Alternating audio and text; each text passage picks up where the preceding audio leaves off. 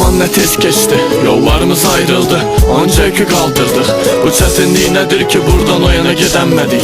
Severken ayrıldık, sözüm de yok artık.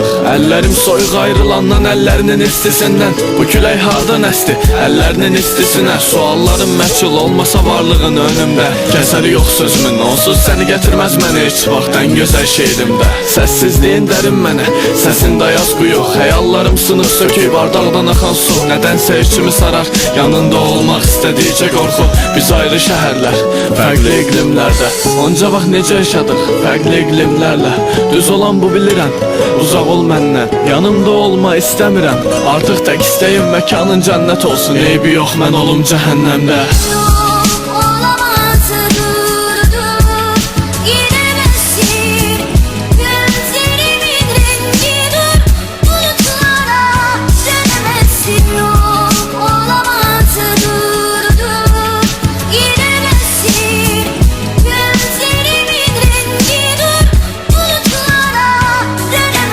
Yola düşürəm uzaqlara, məni yazdıran qadın.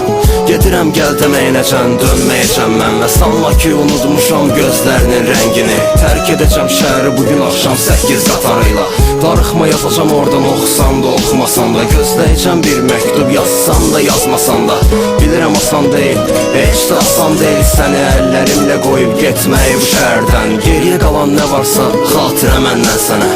Hərdən yadına sal, mən ağlasam da gülümsə. Gülümsən, düşünmə, üşüsəm də oralarda əlim buz kəsər sənin. Qəlbimə keç üşütmə, qızarar yanaqların, sığal şəkər külək sənə. O an olmaram yanımda, günəş çıxar batar yenə. Nəfəs almaq heç bu qədər çətin olmamışdı, indi çətin gəlir, göz yaşınla boğulmuşdu.